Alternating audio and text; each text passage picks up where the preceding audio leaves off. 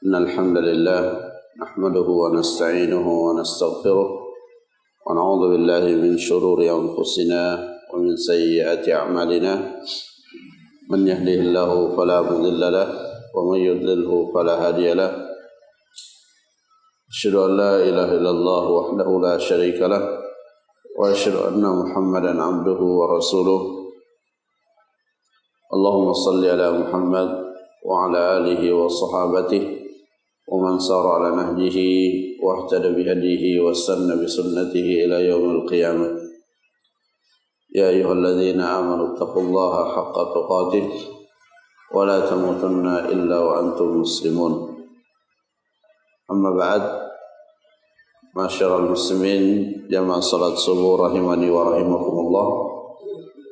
Alhamdulillah, pada kesempatan ini kita kembali melanjutkan majelis ilmu kita pada penjelasan kitab Taysirul Karimir Rahman fi Tafsir Kalamil Mannan.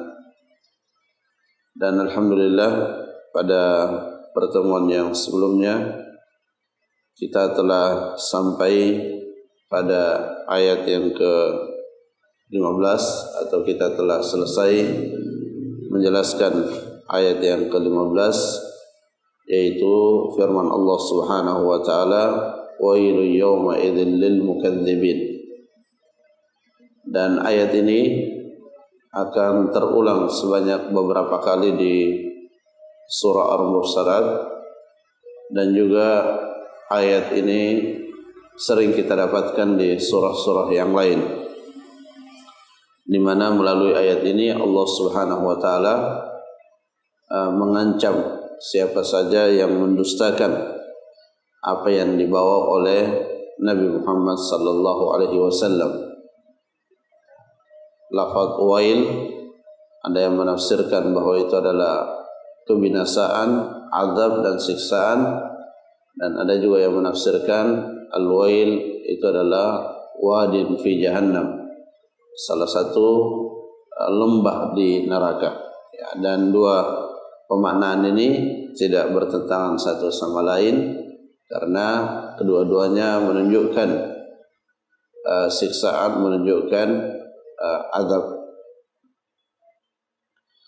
Dan seperti yang sering kita sampaikan, ya, Al-Quran Al-Karim ketika menyampaikan perintah-perintah dan larangannya, ya, kadang perintah itu disertai dengan janji-janji, dan kadang juga perintah itu disertai dengan ancaman ketika kita tidak melaksanakan perintah tersebut. Dan tujuannya tidak lain agar senantiasa di dalam diri kita ada yang namanya al-khauf dan ada yang namanya ar-raja. Ada rasa takut, tetapi rasa takut itu tidak membuat kita putus asa, karena kita juga memiliki harapan. Kita memiliki harapan, tetapi harapan itu tidak membuat kita bermudah-mudah di dalam melakukan suatu keburukan, karena ada rasa takut di dalam diri kita. Dan seperti itulah keseimbangan yang kita butuhkan di dalam menjalani kehidupan ini, bagaimana kita selalu menyeimbangkan antara al-khauf dengan ar-raja. Kemudian pada ayat yang berikutnya Allah Subhanahu wa taala berfirman, "Alam nuhlikil awwalin." Tidakkah aku telah membinasakan umat-umat yang terdahulu? Tsumma nutbi'uhumul akhirin. Kemudian kami susulkan yang setelahnya, kami binasakan juga yang setelah mereka. Kadzalika naf'alu bil mujrimin. Demikianlah kami memperlakukan orang-orang yang melakukan keburukan. Kemudian diulang lagi ayatnya, wailu yawma idzil lil mukadzibin. Celakalah kepada orang-orang yang mendustakan apa yang dibawa oleh Nabi Muhammad sallallahu alaihi wasallam. Alam nuhlikil awwalin. Tidakkah kami telah membinasakan umat-umat yang terdahulu? Ini adalah ketetapan Allah yang tidak berubah. dan Allah Subhanahu wa taala telah memperlihatkan di mana teramat sangat banyak umat-umat terdahulu yang dari sisi materi dan fisik mereka adalah umat yang sangat kuat. Tetapi ketika Allah Subhanahu wa taala menghendaki untuk mereka dibinasakan, maka Allah membinasakan mereka tanpa mereka bisa menghindari apa yang telah menjadi ketentuan Allah Azza wa Jalla. Dan umat-umat terdahulu ketika dibinasakan oleh Allah Subhanahu wa taala, maka mereka dibinasakan secara keseluruhan. Sedangkan di umat Nabi Muhammad sallallahu alaihi wasallam, maksudnya di manusia yang hidup setelah diutusnya Nabi Muhammad SAW, mereka dibinasakan tidak sebagaimana dibinasakannya umat-umat terdahulu. Di mana kita lihat dalam sejarah ketika Allah Subhanahu wa taala menurunkan suatu musibah, maka musibah itu hanya pada lokasi tertentu saja. Dan ini yang di dalam Al-Qur'an Allah Subhanahu wa taala menyampaikan wa ya'fu an katsir.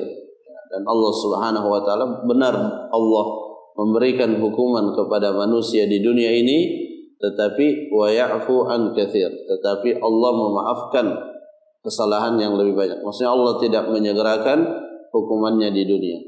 Jadi ketika seseorang tertimpa suatu musibah, atau ketika suatu tempat ditimpa oleh musibah, maka sesungguhnya musibah tersebut belum setimpal dengan kesalahan yang kita perbuat atau diperbuat oleh masyarakat yang ada di tempat itu. Karena Allah Subhanahu wa taala masih memaafkan.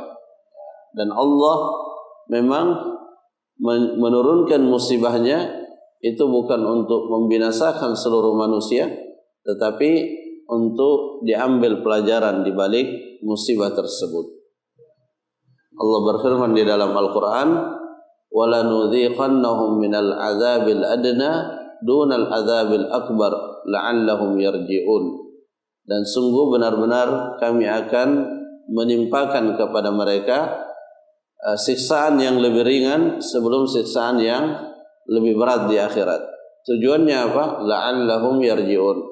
Semoga mereka kembali kepada Allah, semoga mereka bertaubat kepada Allah Azza wa Jalla. Karena manusia sebagian memiliki tipikal akan berubah ketika terkena oleh musibah. Jadi ada yang berubah karena diberikan janji, dan ada juga yang berubah karena diberikan musibah.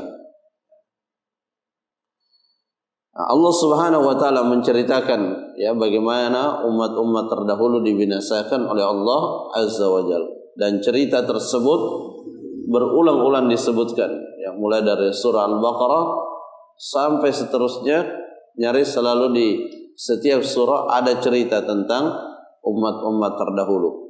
Dan Allah telah menyebutkan di dalam Al-Qur'an, laqad kana fi qasasihim ibrah. Sungguh di dalam cerita-cerita mereka itu terdapat pelajaran. Kenapa cerita Adam, cerita Nabi Musa, cerita Nabi Nuh itu diulang-ulang di dalam Al-Qur'an. Tujuannya tidak lain agar kita mengambil pelajaran, dan pada sisi yang lain cerita-cerita tersebut juga bisa menjadi penyebab kita istiqomah di atas agama. Sebagaimana Allah menyebutkan juga di dalam ayat yang lain, wa kullan naqussu 'alaika min anba'ir rusul ma nuthabbitu bihi fu'adak. Dan demikianlah kami ceritakan kepada engkau wahai Muhammad kisah-kisahnya para rasul, ma nuthabbitu bihi fu'adak, yang dengannya akan semakin mengokohkan, menguatkan hatimu. Jadi kisah-kisah dalam Al-Qur'an, cerita-cerita dalam Al-Quran itu tidak sama dengan cerita-cerita yang tertulis di kitab-kitab selain daripada Al-Quran. Cerita-cerita yang ada dalam Al-Quran itu adalah cerita yang penuh dengan ibrah dan bisa menjadi penyebab semakin kuatnya keimanan kita dan semakin kokohnya keimanan kita.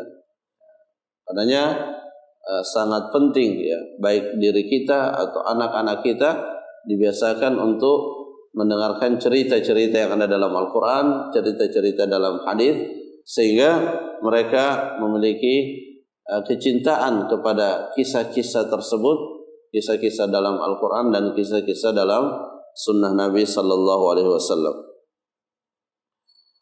Jamaah rahimakumullah, Syekh Abdurrahman bin Nasir As-Sa'di rahimahullah berkata terkait dengan ayat-ayat yang tadi kita sebutkan, beliau mengatakan, "Ama ahlakna al-mukadzibin as-sabiqin." Bukankah kami telah membinasakan umat-umat yang terdahulu? Thumma nutbi'uhum bi ihlakin man kadzdzaba minal akhirin. Kemudian kami perlakukan sama dengan mereka dibinasakan juga oleh generasi yang datang setelahnya. Kenapa diperlakukan sama? Karena perbuatannya sama. Jadi ini yang disampaikan oleh Nabi Muhammad sallallahu alaihi wasallam.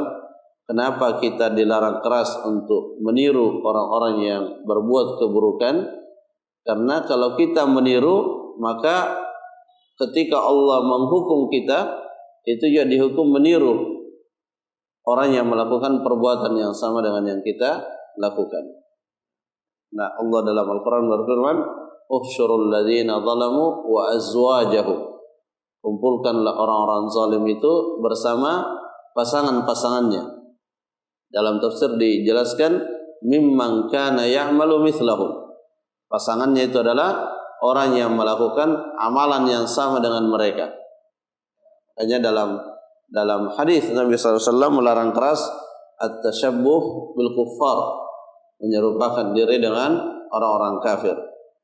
Bukan hanya dalam menyerupakan diri dalam masalah akidah, dalam masalah ibadah, bahkan dalam tingkat yang berkaitan dengan pakaian khas mereka, pakaian khas mereka, Nabi SAW melarang kita untuk menyerupakan diri kita dengan mereka.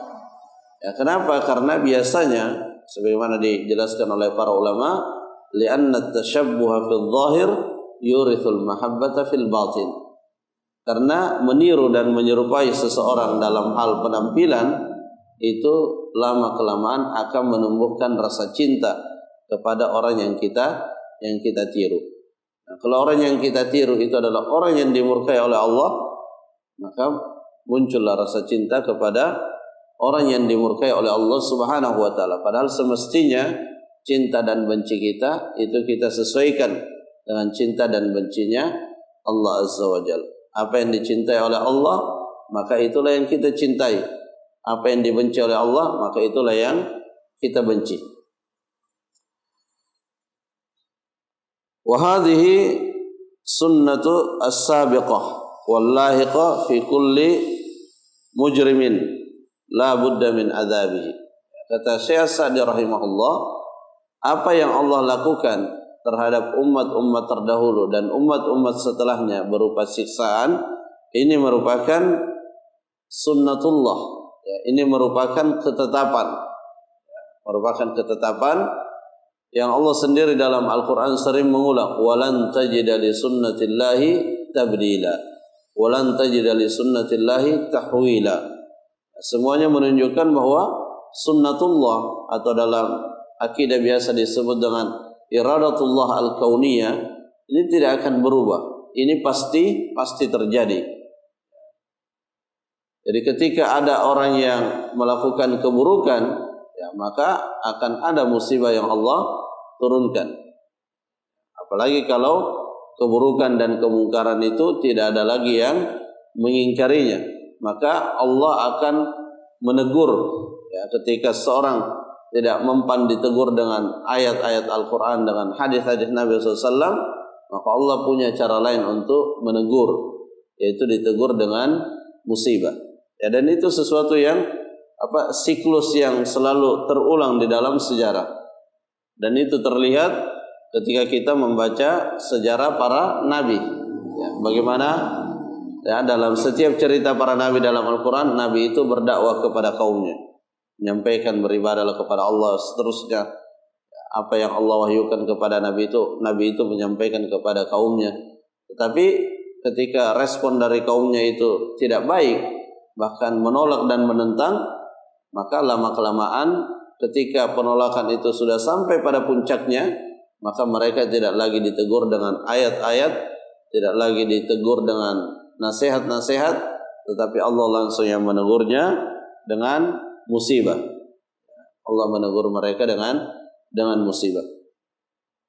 Ya, jadi apa yang berlaku pada umat terdahulu itu juga berlaku pada yang setelahnya jika mereka melakukan perbuatan yang sama. Jadi kita kadang mendengar istilah fiqhul waqi, fikih tentang realita, fikih tentang fikih tentang kondisi. Maka rujukan paling utama untuk jenis fikih ini itu sebenarnya adalah Al-Quran. Karena kalau kita membaca Al-Quran, kita membaca hadis, kita akan mengetahui hakikat keadaan orang-orang kafir apapun nama kekafirannya.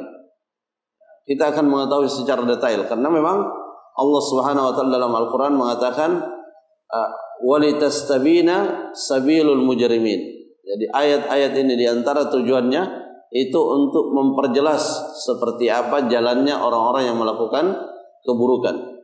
Jadi jangan sampai tersamarkan itu jalannya orang yang melakukan keburukan. Karena kalau dia tersamarkan, bisa saja kita kemudian berjalan di atas jalan itu. Karena kita tidak melihat dengan jelas bahwa itu adalah jalan keburukan. Dan memang ada pihak yang yaitu syaitan, ya, dia berusaha untuk selalu menghiasi jalan keburukan itu sehingga nampak sebagai suatu kebaikan. Ya, tetapi ketika kita dekat pada Al-Quran, kita pelajari Al-Quran, kita pelajari Sunnah Nabi SAW, maka akan menjadi jelas terang menderang jalan-jalan keburukan itu sehingga kita bisa mendeteksinya dan kita bisa menjauhinya.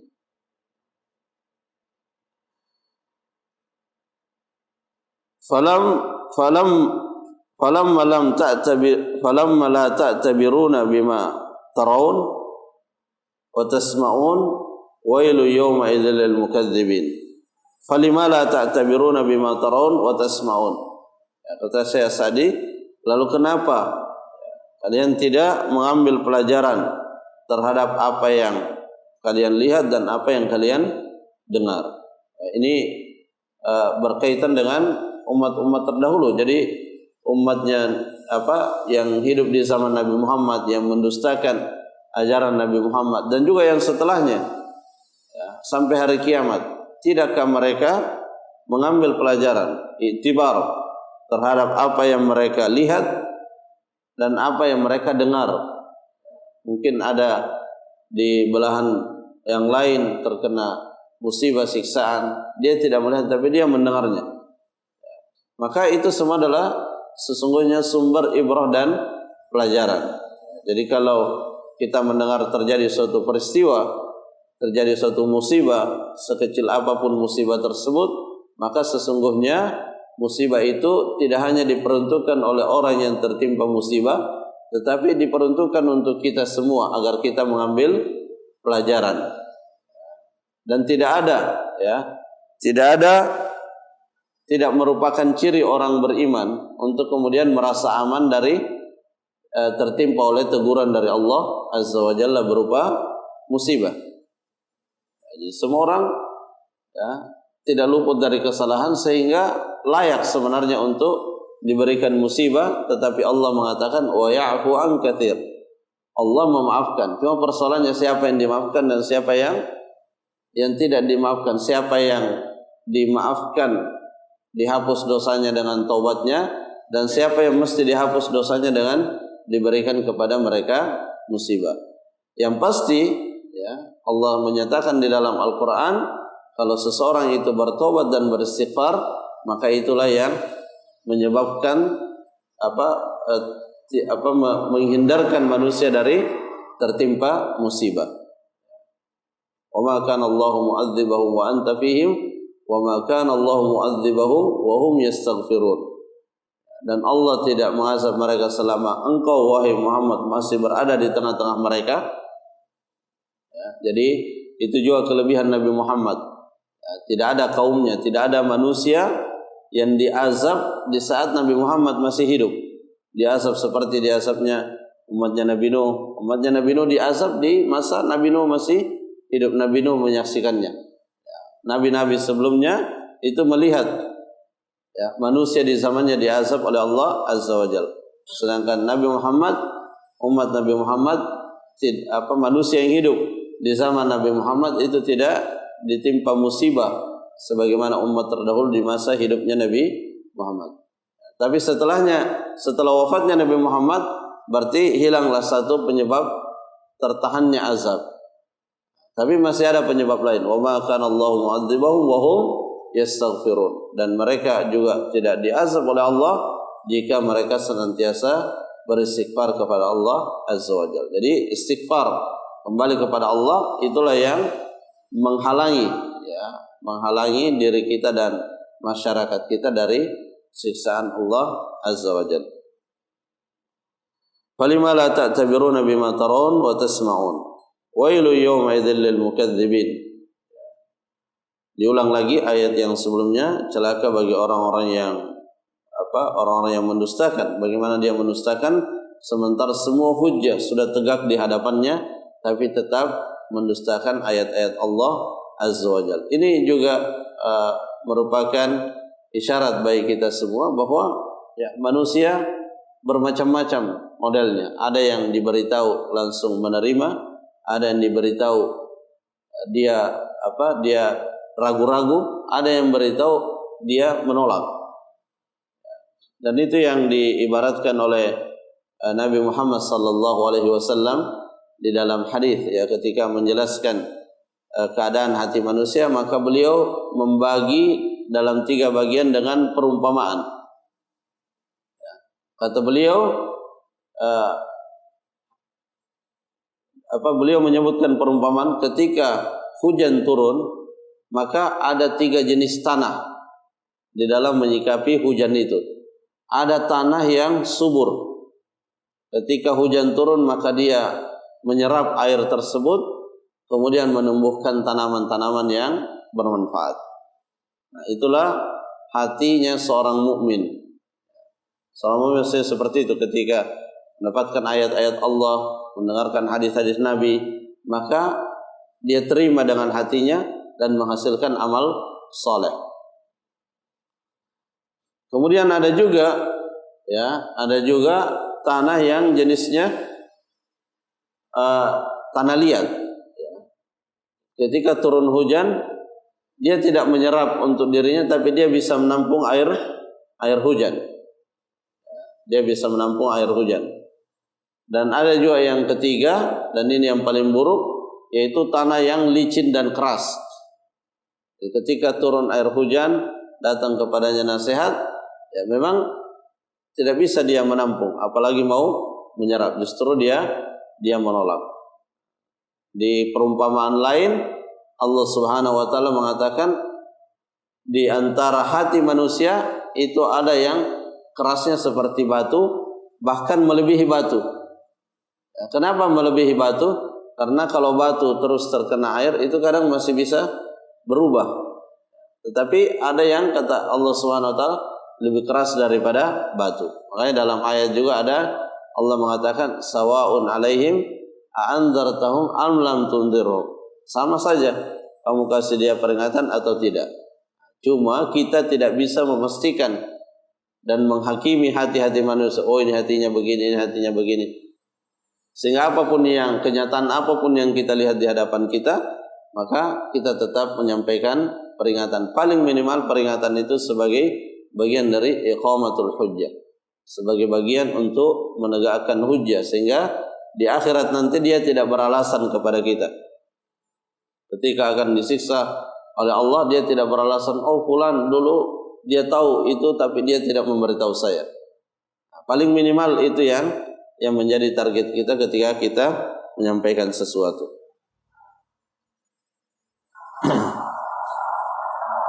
Jamaah rahimakumullah. Jadi dari ayat 16 sampai ayat ke-19 di sini Allah Subhanahu wa taala mengajak kita untuk memperhatikan apa yang terjadi pada umat-umat terdahulu.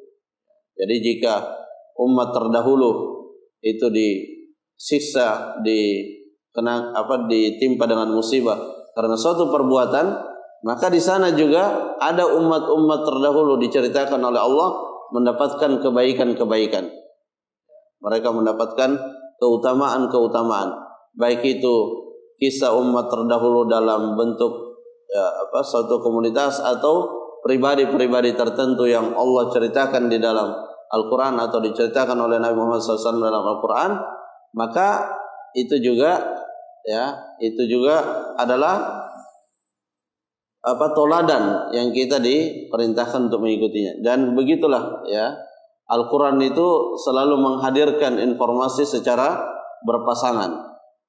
Jadi kalau disebut neraka, disebut surga, disebut keadaan ahli neraka, disebut keadaan ahli surga, disebutkan amal-amal keburukan, disebutkan juga amal-amal kebaikan. Dia berpasangan.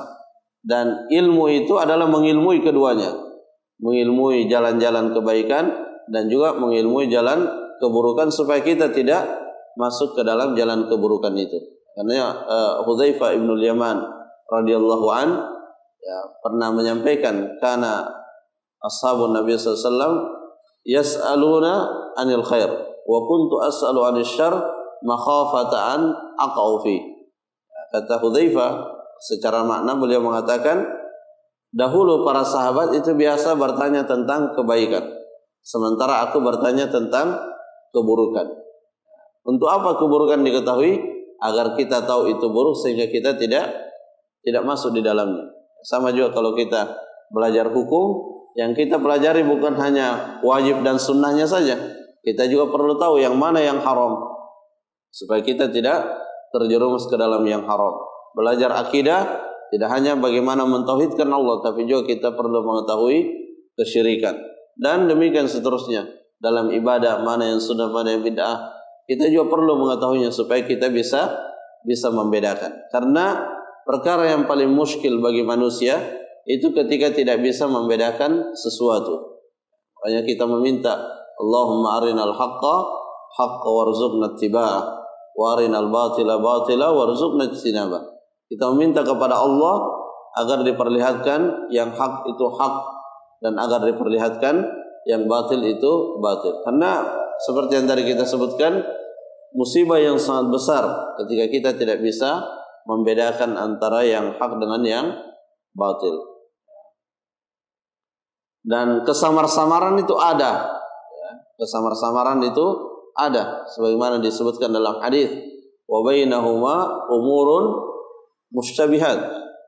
Ada halal, ada haram, ada yang samar-samar. Tapi kesamar-samaran ini bukan sesuatu yang mutlak adanya. Kesamar-samaran ini bisa dihilangkan dengan apa? Dengan belajar. Semakin kita belajar, semakin kita mempelajari ilmu, maka semakin sedikit hal yang samar-samar. Ya sama kalau kita ingin seorang kurir misalnya, dia ingin mengantar barang ke suatu alamat, kalau dia tahu ilmu, tahu tentang jalan itu, maka tidak samar-samar bagi dia. Tetapi bagi yang tidak bertanya, tidak tahu sama sekali, ya jelas itu akan alamat rumah itu akan samar-samar. Nah, seperti itu pula dalam perkara agama. Ketika kita tidak bertanya, ketika kita tidak mempelajari, maka dia akan menjadi samar-samar. Nah, kalau dia samar-samar dan kita tetap memaksakan diri untuk masuk ke ruang yang samar-samar itu, ya pada akhirnya kita akan terjebak pada melakukan sesuatu yang terlarang dengan mengira itu sesuatu yang baik. Tetapi kalau kita tahu dulu, kita bisa membedakan, oh ini boleh, ini tidak boleh. Jamaah rahimakumullah, mungkin itu yang bisa disampaikan, semoga bermanfaat. Wallahu taala alam bissawab. Subhanakallahumma rabbana wa bihamdik, asyhadu an la ilaha illa anta, astaghfiruka wa atubu ilaik. Assalamualaikum warahmatullahi wabarakatuh.